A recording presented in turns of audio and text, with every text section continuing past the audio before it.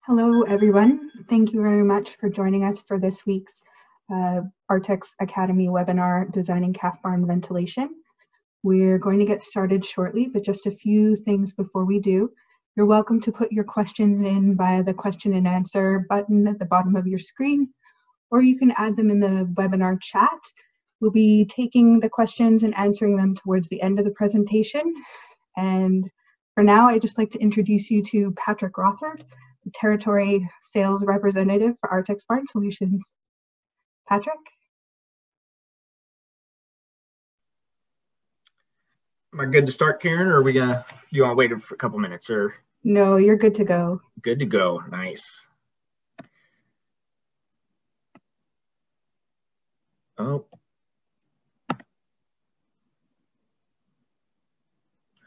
All right, so good afternoon, everyone, or morning, or evening, wherever you are out in the world. A little jealous of the evening people right now.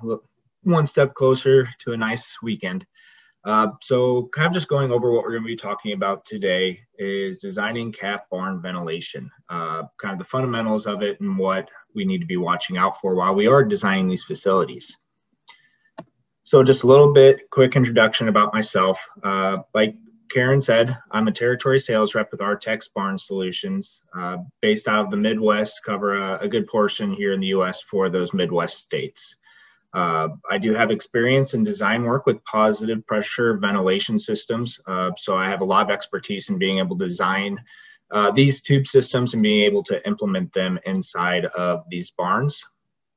Based out of the Wisconsin area, just recently moved up here probably about 2 years ago, and it's been a good change so far. A little bit more about myself. I enjoy golfing a lot. I've actually had 4 holes in ones. I don't know if that's because of skill, probably more so just because of luck. And I'm also, as you can see, a pretty big Kansas City Chiefs fan. Glad that we got the Super Bowl last year and hopefully have 7 or 10 more coming these upcoming years. And that's kind of tough luck for all the other teams out there because my happiness is pretty important to me. So kind of just an overview of what we're going to be going over today. One, we're going to jump into the fundamentals of calf barn ventilation. Kind of do's, don'ts, what we really need to be aiming for, whether it's exhaust fan calculations, air speeds for those calves. Then we'll be jumping into positive pressure tubes, going a little bit into the design work of them, and when they can be applicable into those calf barn facilities and where else they could actually be seen as well. We're going to start talking about power ventilation, so whether it's tunnel ventilating or cross ventilating these calf facilities, along with the air exchanges that we're looking to aim at. Then we're going to jump into a little bit more on the housing side, how to ventilate around individual housing barns, along with going over group housing barns as well, just kind of things that I've seen a lot over these past couple of years, and things to watch out for with those as well. Then one of the biggest things I've been seeing recently, retrofitting an existing barn, talking about what we can do inside those, what to watch out for, things we need to be aiming towards so we can work together with the dairymen or the dairy women out there to be able to achieve the results that they're looking for. Then going into questions that I ask the dairy, things that I'm prepared for. I know it's a pretty strange world out there right now, and we're not on as many dairies as we would really like to. Or otherwise, if you are a dairyman or a dairywoman out there, it's hard to allow people coming out to your dairy right now. So if we are out there, we need to make the most of our time, and this will kind of help show you an outline of what we are really looking for while we're out there to make our time efficient. And then at the end or conclusion of the webinar, there will also be a question and answering period. So if you can, please hold your questions until the end, and we will get some answers out to you then. So going over the fundamentals of calf barn ventilation, number one and most importantly is that we need to ensure that we're providing clean, fresh air inside of those facilities. Just because if you're not giving enough clean, fresh air, it can cause problems. Nobody wants to be in a barn where it's hot, humid, exhausted air, and neither would that calf. So we need to be sure that we're cycling in fresh air for that calf to be living in, along with exhausting it as well. Another thing is airspeed is very important during that summertime and being able to have the right airspeed in the wintertime. During that summertime, we're looking around 200 to 300 feet per minute. And in the metric system, for those of you out there that haven't converted over to our standard system yet, that is actually about 60 to 90 meters per minute. And in the wintertime, we're going to be aiming for about 60 feet per minute, which converts over to about 18 meters per minute. And 60 feet per minute is still considered still air, but it's still slow enough moving that we're still able to exchange that air during that winter time. Just because the two really cycle completely different against each other, especially in the Midwest. We get some pretty hot summers, extremely cold winters. So we want to make sure that we're getting that adequate airspeed to that calf to be able to cool her in the summer. But in difference in that winter, we still want to make sure that we're cycling it through it enough that we are adequately removing that exhausted air through the facility. So she isn't just sitting there in exhausted air, aspirating higher, just things that can accumulate to possibly a respiratory disease that would have to be treated with a veterinarian. So airspeed and providing that fresh air is critical. And that also goes into the next topic, that we need to help eliminate the high moisture and high humidity inside that barn as well. Just especially during that winter time or extremely hot summer months, there can be a high moisture rating inside some of those barns, just because we're not cycling through that air fast enough. And making sure that we're providing that fresh air can reduce that moisture and humidity levels. And it can also dry out the bedding, because it's no longer such a moist environment or hot environment, that when the cows are laying down, it can be a drier bedding, whether it's straw or wood chips or anything of that nature, that we can dry it out for her to lay on. The next thing, and another most important thing, is that we need to have a plan to address for both summer and winter months.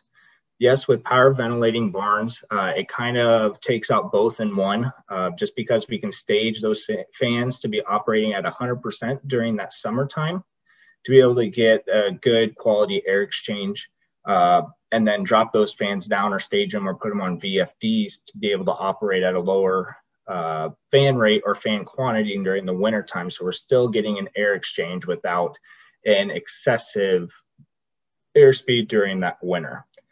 But if it's not power ventilated, how can you address with having two different ventilation strategies? So if it's, say, a natural vent barn, and during the summer, you're having awesome results. You have an airspeed going through there because the curtains are all the way down. You're getting the 200 to 300 feet per minute in there for the airspeed. But all of a sudden in the winter, you have to close up those curtains and you have lingering air in there. You're not getting the air exchanges in there or anything like that. So there needs to be a second plan in place to be able to troubleshoot for that kind of an environment. So something that we can do is implement positive pressure tube systems so we can supplement additional fresh air into that facility. And while distributing air, it's also going to be creating an air exchange in there as well. So we can have that 4 air exchanges per hour for that winter time. So you're still getting fresh air in the environment without dropping that temperature to an extreme cold. So going a little bit more into the positive pressure tube systems. So number one I want to address is just how does a positive pressure tube system work? So in this photo, you can see that there's a couple tubes going through this cross vent facility. If you trace that tube all the way over to the end wall, you would find that it's connected to a positive pressure fan. So the positive pressure fan takes that fresh air from outside. It will push that air into the tube, which causes it to inflate, and it disperses that air evenly across the whole entire facility, supplementing it with the additional fresh air. So something to really understand is that each tube is specifically engineered for that facility. This is because that every single facility is different in width, length, ceiling height, and a number of other factors, that when we design these tubes, it's specifically for that single facility. Just because we have certain airthrow lengths that we have to be meeting, different air speeds, different CFM per cows, or anything of that nature. So each tube can only be put into that facility. It cannot be shifted and mimicked across different facilities. And it's completely different when you're looking at a mature cow facility or cross vent compared to a calf facility. So making sure that we have these engineered and understand that it is specifically for that one barn is key to success. So as you can see in that tube in the photo, there are holes that are pre-cut and pre-engineered at a specific size and the distances between those holes. So when we're engineering these tubes, a lot of times I'm going to be putting, if you thought of the tube as a clock, it would be holes at the 4 o'clock and 8 o'clock location. So each tube has that pre-cut hole that's going to be dispersing a specific amount of air at each cut hole. So the larger the hole, the more amount of air that can be distributed through it.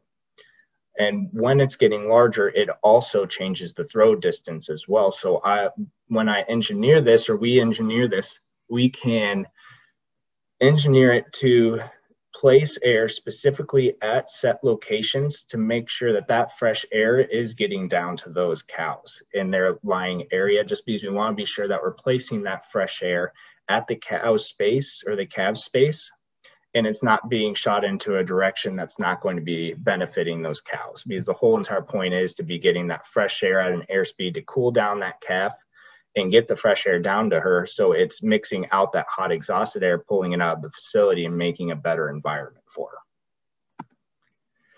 So kind of like what I was saying is that this is a great supplemental piece for additional fresh air, whether it's a calf barn or any other kind of dairy housing facility, is that when you power ventilate a barn, your air quality at the inlet is awesome, just because it hasn't gone through any part of the dairy facility. Has not accumulated any exhausted air, any extra carbon dioxide, or any other contaminants as it would at the end of the barn.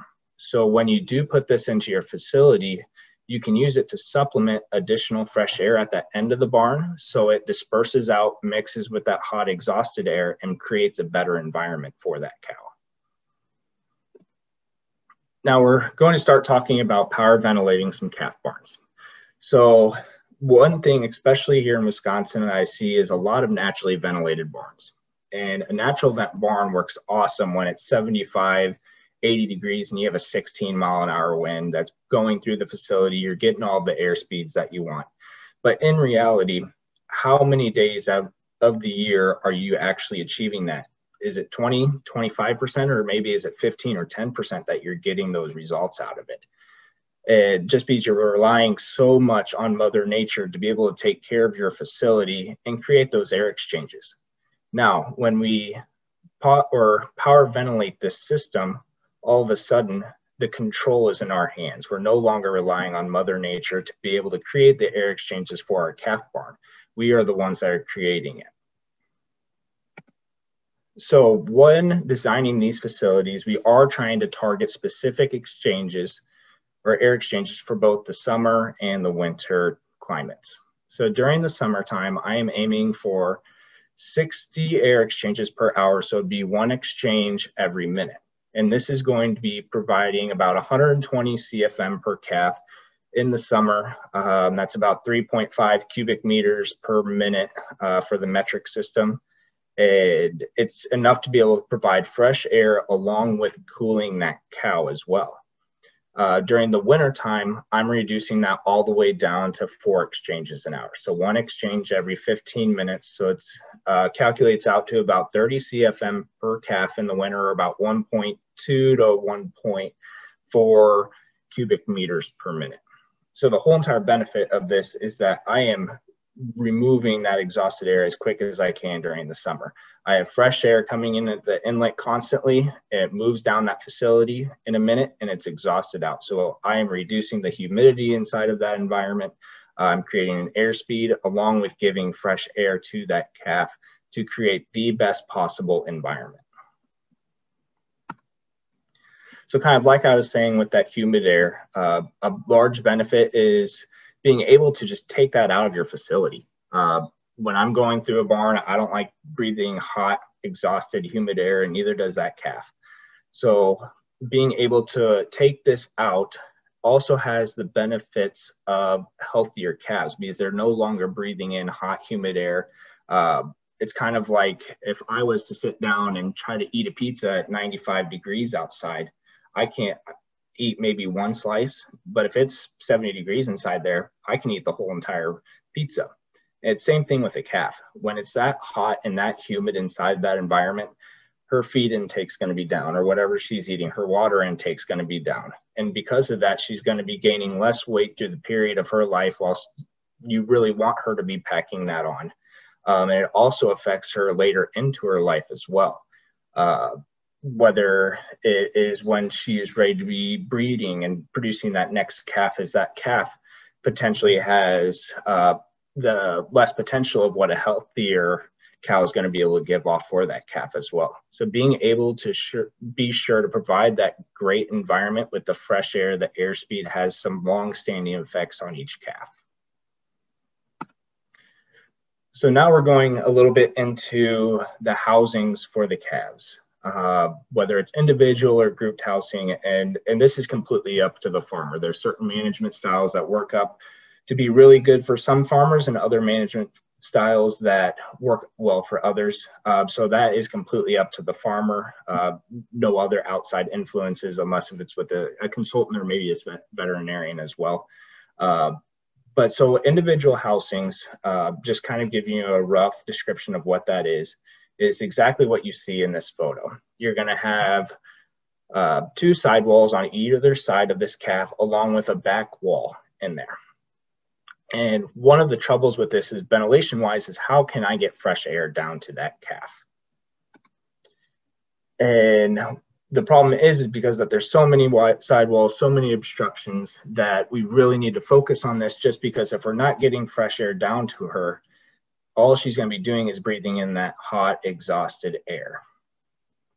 So one way to be able to go about this is being able to utilize a positive pressure tube system that would most likely run down that alley or the feed lane there. And I can put my holes at either side pointing downwards toward those calves. And because we can engineer it correctly with the right amount and sized fan, I can place holes at those designated areas to be able to target those individual cow housings.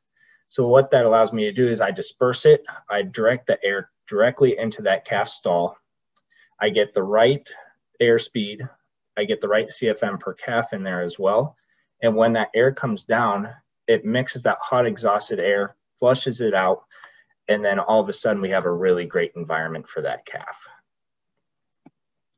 Another thing that we can really look into for increasing airspeed is using recirculation fans. The recirculation fans can be placed above these calf stalls, and they can be oriented a little bit more on a downward angle, so we're being sure that we're getting the most air down at that calf, but we also at the same time have to be careful that we're not getting too much airspeed.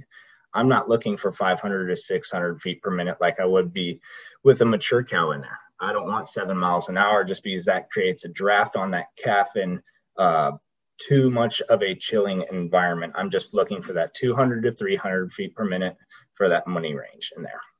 So we need to be careful for the fan orientation, the fan height, and the fan spacing. And one thing to do is really discuss that with an industry professional, just so you can get the correct layout in there with the fan spacings. But recirculation fans is definitely a good way to be able to increase that airspeed at the calf and be able to move that air down the facility and eventually out. So going into the grouped housing calf barns. So it's a little bit different, and at the same time, it's a little bit easier to be ventilating around, because as you can see in this photo, there's not nearly as many obstructions inside this facility like we do see with paired calf housings or individual cow housings, just because you do not have those sidewalls to have to ventilate around. So with this facility, you can see that it's a naturally ventilated barn. We have a positive pressure tube going down each side of the barn that's supplementing with the additional fresh air that will also be running in the winter time to supplement, along with panel fans closer to the feeding rooms in there and along that center line, so we can ventilate around those feeding rooms to make sure that we're getting a good airspeed in there. We don't have dead spots inside of that facility to create the cooling. So kind of going along with what I was saying, just kind of another scenario. This is another grouped housing barn, a little bit different though, because we do have individual calf stalls on one side while it's grouped housing on the other. As you can see, there's slits in that concrete wall that the sidewalls should be sliding in and out to be able to separate those calves. So say that this was a cross-ventilated barn, which would create some problems if there wasn't a second factor in there to be able to supplement fresh air. Just because as that air is being pulled across that facility, that concrete wall acts as a barrier. So when that air is traveling, it's coming in, but it does not have a chance to be able to drop back down and be able to create cooling, create fresh air down at that calf. Something that we could look into is putting a positive pressure tube system down the feed alley there with hole in orientations at that 4 and 8 o'clock location, so we can directly target those calves and get the fresh air and the airspeed down to them. Now, on the other hand, let's say that it was a tunnel ventilated facility and you're pulling air down the length of the barn instead of the width. This would be dramatically better for the calves that are in that grouped housing because I don't have nearly the obstructions in there. But you do see that I do still have the individual cow housings on the other side. So I could go tube, otherwise I could also go with a recirculation fan that's spaced out correctly because I can target still those specific areas inside of that calf barn and calf facility, and either one of them would work out pretty well. Another thing that we really need to be targeting for some of these grouped housing calf barns is that we need to figure out where the stinkiest part of the barn is. And a lot of the time is that it's going to be where those wastes are going to be removed to. So most grouped housing calf barns, they have a built-in concrete slant where all the waste can be draining down to.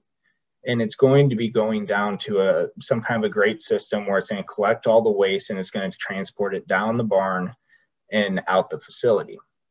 Now, the thing is that transportation of those wastes is going to start accumulating more of a dirty air environment.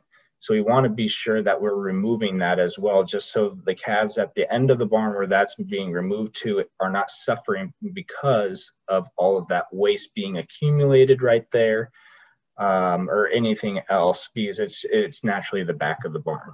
And that's just how it works with moving or transporting that waste. So one thing that we can really do to help make that a better environment is by putting exhaust fans down on that end wall where that waste is being transported to.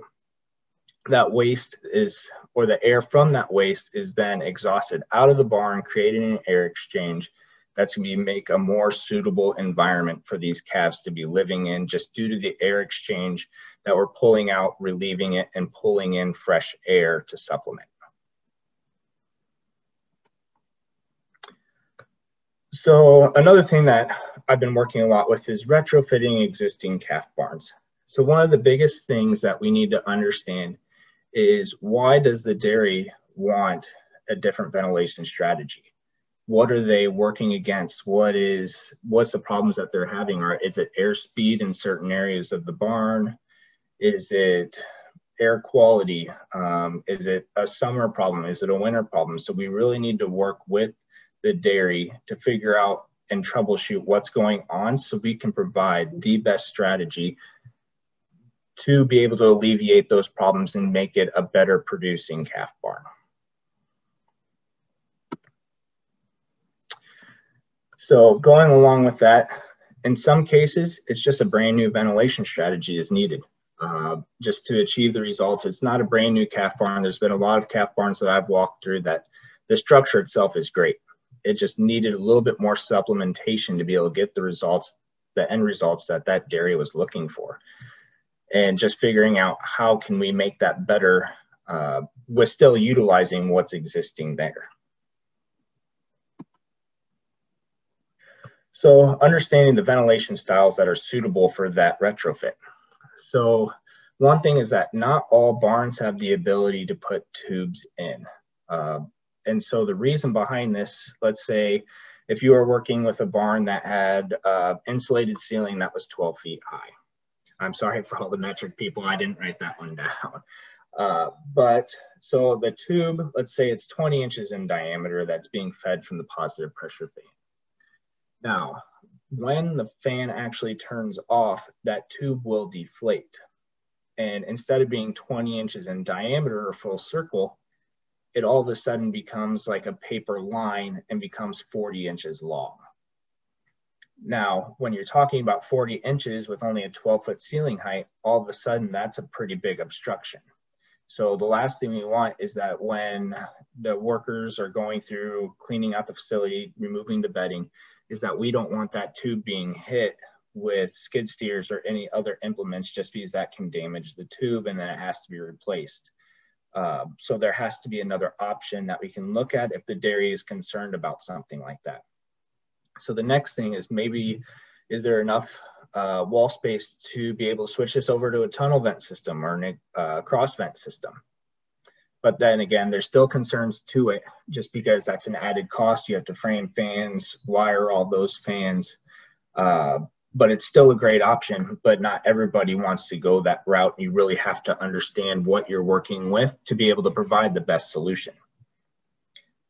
And lastly, maybe it's a natural vent barn, but you're having wind shadows through that barn, that you're not having air circulation in an opposite corner of where the prevailing wind is coming through.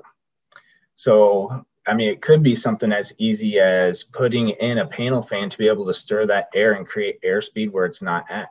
And then keep on going down, just so we can continue that airspeed down that whole entire calf barn to be able to create the cooling, create the mixing of air, and to be able to promote that fresh air exchange inside of there. So this is kind of a list that I've started to really work with whenever I'm going out to a dairy. Like I kind of said, right now is some troubled times. It can be hard to get out onto a dairy. It's hard to let people or strangers into your dairy just because you don't know everything that's really going on and you want to be careful. So this is kind of a list that I really work with, just because I want my meetings to be efficient, because I don't know when the next time I can get out to that dairy is. Maybe it is tomorrow, or maybe it's a month or two away, just depending on what all's going on. So first of all, one of the main things that I think is extremely important is that you need to understand what's the main goal for that dairy, for that calf barn, whether it's a retrofit or a new build. You need to understand what is the purpose for this dairy. Is it fresh air? Is it eliminating certain humidity? Do we need to create air exchange or air speed? Whether it's a retrofit or a new build, we have to address all these certain things. And being able to walk through with them and talk with them about it all is a huge benefit, because some dairy farmers have only been to a handful of dairies, and with that, even less calf barns. While other dairymen do a really good job at going out and seeing other facilities on tours, being able to understand what's changing, what are new solutions that are being implemented.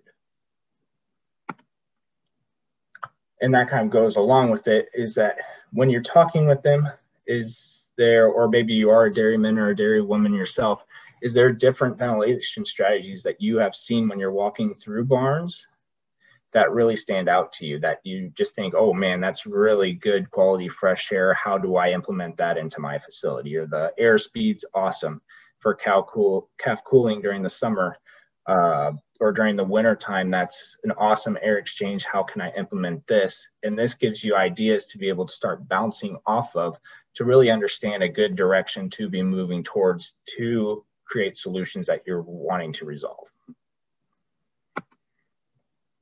The next thing, and extremely important thing, especially when we're talking about cross ventilating or tunnel ventilating, is that we need to know the barn dimensions in there. What's the sidewall height, barn width, barn length, because we need to be able to create an air exchange based off of that specific calf barn, just because no calf barn is the same. And along with that, what are the obstructions that I have to ventilate around? Because maybe the tube is the solution, but I don't know that because I don't know what obstructions are in there. and just being able to work around everything like that, whether it's a barn plan, whether it's just walking through the dairy for the retrofit, just understanding what is inside that facility that I need to be concerned about or might throw up red flags on a certain ventilation strategy, but I can use option B that's really going to be performing well. And the last thing is there any ventilation strategies that you're wanting to stay away from, or the dairyman or dairywoman wants to stay away from? Not everybody likes tubes. Some people do not think that they're aesthetically pleasing to look at. So you don't want to be working in opposite directions for the same end goal. You want to be working together to be able to come up with the best solution that the dairy is going to really enjoy and is willing to work with for the next 20 years.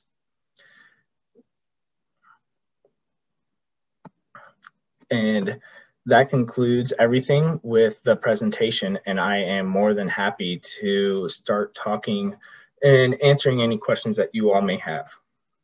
Thank you very much, Patrick. So we're opening the floor to questions. You can put them through in the question and answer section or in the chat. And we'll just give people a few minutes here to type out their answer to their questions.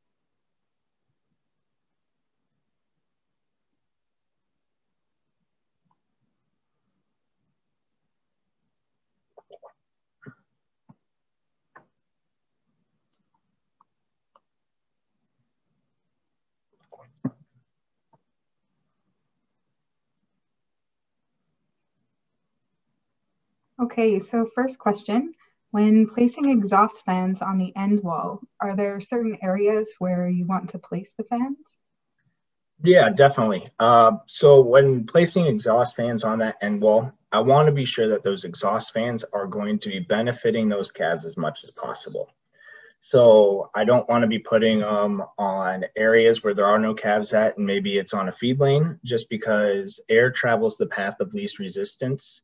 And when you start putting them on that feed lane, you're going to have rapid air speeds at those locations, but it's not benefiting the cows.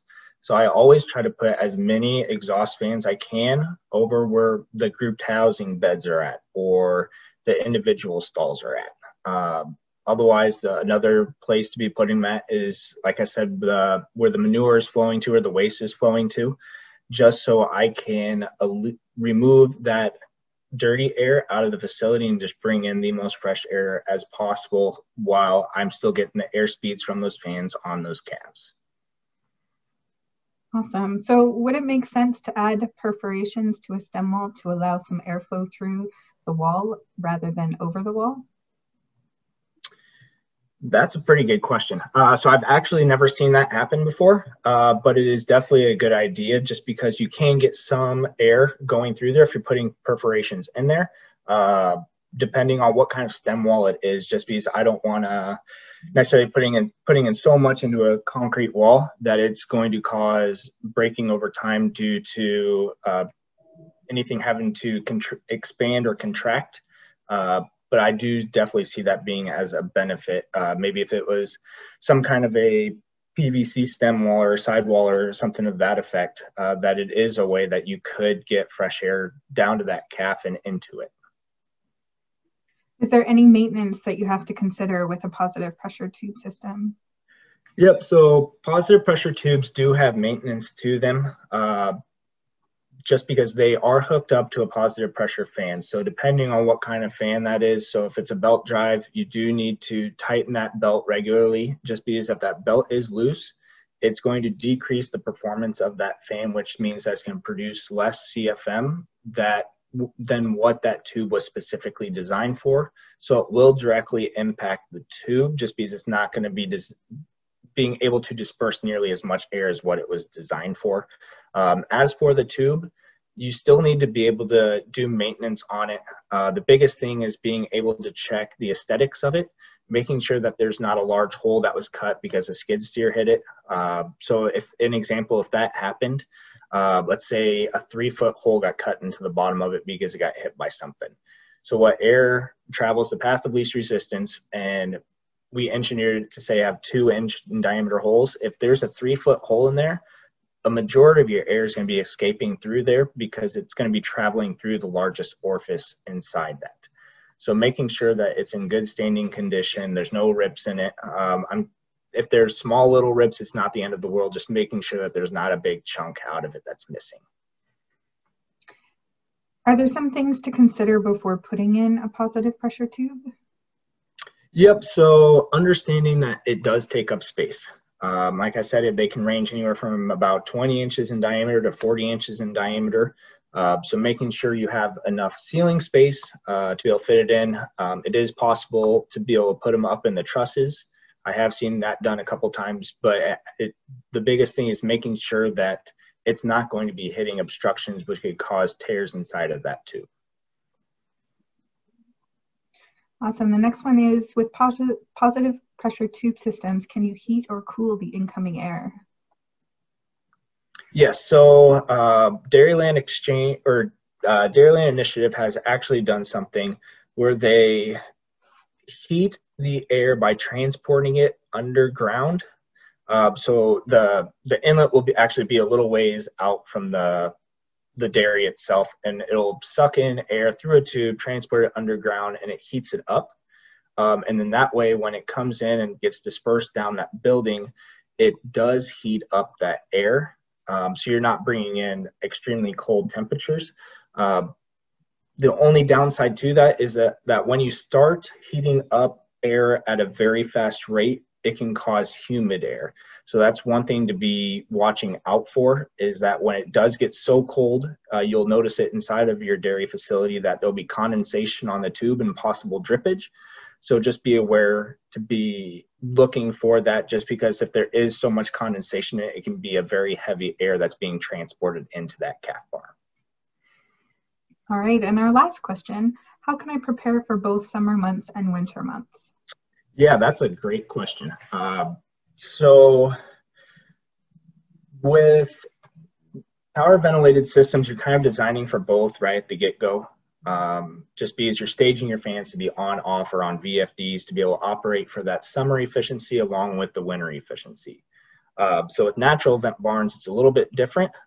Sometimes people will run 3 tubes down the center of their barn. They'll run all 3 during the summertime because you're bringing in more fresh air, creating a higher air exchange rate. But during the winter time, they will shut off the 2 on the outside, and they'll leave the 3rd one in the middle still operating, and that is their winter design ventilation system. So it's still creating the 4 air exchanges every hour in there. And then once it starts becoming warmer out, then they'll kick on the other 2 to be able to prepare more for the summer months. Perfect. Well, thank you very much, Patrick. We really appreciate this. It was a great seminar. I'd like to invite everybody to join us for the Delicate Balance in Ventilating Robot Barns. This is going to be with Dr. Mario Mondaca, and he's going to be doing this with us on September 11th. So if you're interested, you can visit our website at artexbarn.com, upcoming events, and we will hopefully see you there. So once again, thank you very much, Patrick, and thank you everyone who joined us. Yep, thank you.